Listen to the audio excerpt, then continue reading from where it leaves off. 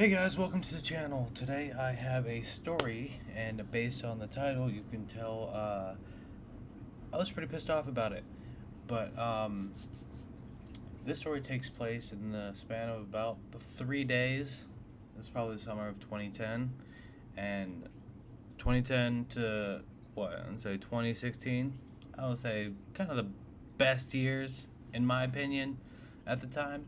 Um, I mean, nowadays, shit, the world is going crazy, but hey, let's not get into all that right now. But I was like 13 years old. Everything started as a normal day. I got up, ate some food, normal shit for a 13-year-old, and I started playing video games all day. What I usually did. I don't remember exactly what games I was playing, but I do remember I was playing the PS2, one of the GOAT consoles out there, you already know. Um, but I played video games probably about for, I'm gonna say 3/4 of the day, because I'm gonna say around like 6 o'clock my dad comes in and he goes, "Hey, you want to go to the amusement park?" What kind of question is that? Of course I want to go to the amusement park. I've been sitting in here playing games all day. Now, don't get me wrong, I love playing video games all day. I still do it. But if I get asked to go to the amusement park, I'm gonna say yes. So, of course, I say yes, and he says, "All right, well, you gotta help me with something first." And let's just stop right there for a second. When my dad asks you to help him with something, it's not gonna be nothing easy. It's not gonna take 10 to 20 minutes. Whatever he asks usually takes all damn day. So, I'm a little confused right now because it's already 6 o'clock. The day is almost uh, over. It's about to be dark out. So, of course, he's my dad. I say, yeah, I'll help you out with whatever you need.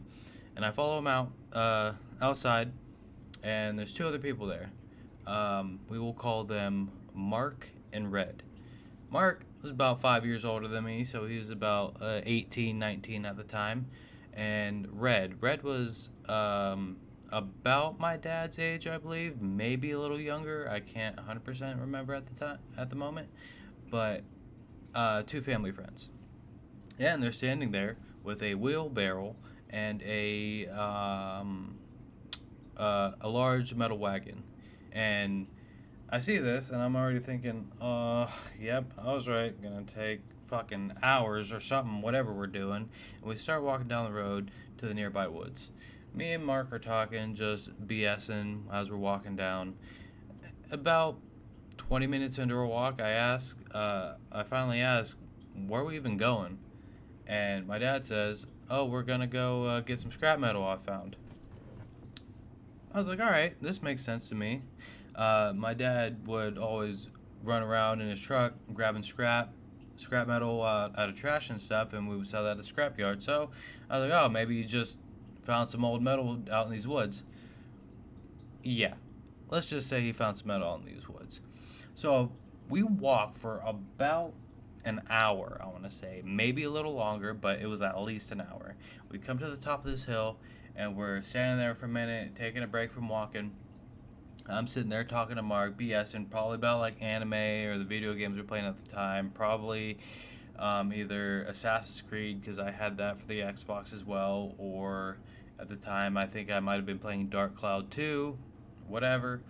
But we were sitting there talking, BSing, and I vaguely see my dad and Red off to the side talking and pointing over the hill. And they were pointing towards what looked to be like a concrete mixing place. And I don't think nothing of it, right? But after a few minutes, we start walking down this hill, and we come to this fence. And mind you, by this time it is pitch fucking black out. We left at 6. It took at least an hour, maybe a little over. So it's about 7-ish, maybe 7:30. It's already getting dark out, and Red is looking around, back and forth, looking over his shoulder. And I'm just thinking, what the hell is he looking around for? And then I look over to my dad, and he took out some fucking wire cutters, and he's cutting through the fence. I look over at Mark. He's looking at me like he has no clue what the fuck's going on. I shrug my shoulders, he shrugs his, and we just stay quiet and just watch what he's doing. When he cuts through the fence, he opens it up and tells us to come in. And of course we do. We go in, and inside this fence, it looked to be almost like a mini junkyard. There's down trucks, there's metal everywhere, there's a freaking washer and dryer. Um, there was like broken axles and just a whole bunch of different crap. And my dad goes, "All right, start loading up the scrap." And at this point, I'm like, "Oh shit, we're robbing this place." But what am I gonna do?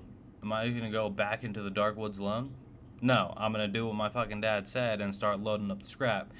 I remember specifically we got one of the axles from the truck that was super fucking heavy, a large metal pipe that was also super fucking heavy, obviously, a old transmission from one of the trucks, and a bunch of little bits and pieces of heavy metal here and there, and we just filled both the wheelbarrow and the wagon up as much as we could.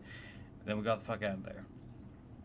Now, guys, don't do this. Of course, you can get lots of trouble from doing this. Do not break into um, do not break into a company's little mini scrap junkyard and take their metal. You can still get into a lot of trouble for that, even if they're not using it. Don't do this. But the walk back was fucking terrible. Like I said, it was summer, but it was like the beginning of summer, so the ground was still soft and wet from all the rain from spring. And we had to drag all this crap through this mud like an hour and a half back, because obviously it took a lot longer with us dragging all this crap. At one point, the freaking wagon got stuck. We had all four of us had to fucking push it out. I fell a couple times. I fucking ruined my shoes. They got all muddy. Fucking got mud all over myself. But we finally get back. When we get back, we unload everything and we put it into the back of the truck, and we cover it with tarp, because you know you don't want people seeing a bunch of stolen crap in the back of your truck. So at this point, I'm tired, I'm irritated, I got dragged into this. I go inside, take a shower, and I pass out. Now the next day, we all get ready and get in the car, all four of us plus my mom and my aunt, and we start driving to the amusement park. Sitting there, driving, about 2 hours later, everything's starting to get real familiar around us. And I'm a little confused, because we're right near my grandma's house. So I asked my mom and dad, like, "What are we doing? Why are we over near grandma's?" And they go, "Oh, we're dropping you off." Huh? "What do you mean you're dropping me off? Thought we were going to the amusement park." He said, "Oh, we are, but we're dropping you off at your grandma's." I say, "What do you mean? That's not fair. I thought I was going." He's like, "Nope, this is going to be an adult trip, and we couldn't leave you home alone, so you're just going to stay there." I was like, "What are you talking about? I couldn't stay home alone. One, I'm 13. I would have been fine. And two, you dragged me to go get all that crap with you, and now I can't go?" He's like, "Yep, exactly." So obviously I'm furious. I'm absolutely pissed off. We pull up to my grandma's house. I'm still arguing with them. And they kick me out of the car. I say, "This is bullshit. I can't believe this. Blah, blah, blah." And they say, "Well, we'll pick you up when we're back." And they left. Now, don't get me wrong. I love my grandma. I love her to pieces. She's one of the best women in my life. Um, but I want to go to the amusement park. I had my hopes up. I had to do all that crap, all for nothing. All for nothing. It's completely ridiculous. But I went to my grandma's house, and she could tell I was mad, and I locked myself in the room and just watched movies for 2 days. Because guess what? They got a room for another night because they had so much fun, and they spent all day there for a whole nother day. And they got me after. And when they picked me up, they were teasing me because I was still mad about it, and saying that I would get over it and all this other crap stuff. But still, like, it was some BS. But anyway, the moral of the story is don't do what my dad did. Do not trick your children or friends or whoever to commit crimes and then abandon them after the crimes were committed. I hope you guys enjoyed the story, and I hope you join in next time.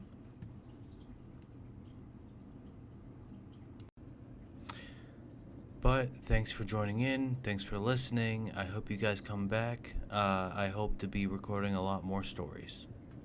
Thanks. Peace.